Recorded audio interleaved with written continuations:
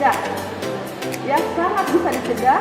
Dan setelah kita berikan vaksinasi, jangan lupa tetap dilakukan deteksi dini.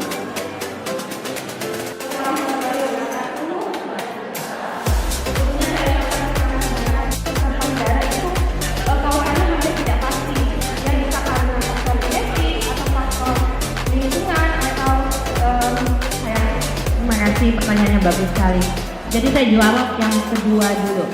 Ya, di rumah, ya, atau yang punya riwayat keturunan ada BSK atau ada. Ini bagaimana pendapatnya dok selaku narasumber? Ya, saya kira ini adalah kegiatan yang sangat positif dan bagus sekali. Karena bagaimanapun yang bertanggung jawab untuk perempuan Indonesia adalah kita-kita juga.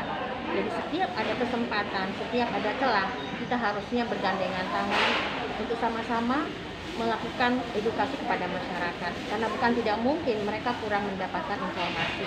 Jadi kalau ini kita lanjutkan, kita teruskan pada setiap kesempatan yang ada, saya yakin dan percaya bahwa angka kejadian atau tingginya angka kematian akibat stadium lanjut kanker di Indonesia itu pasti bisa ditekan.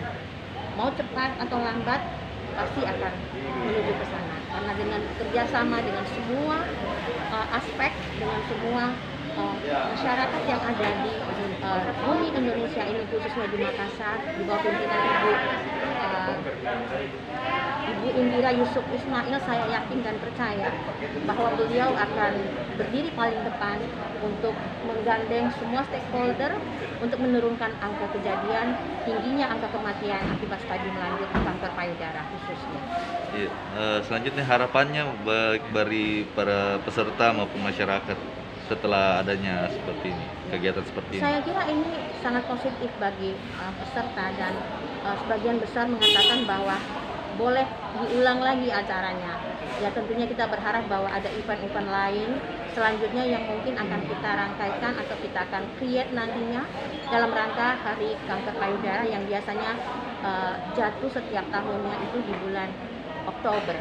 Jadi Pink Oktober akan kita gunakan lagi untuk kembali bersama-sama melakukan event yang seperti ini. Mungkin dengan kanker yang lain. Yang pasti bahwa jangan pernah berhenti untuk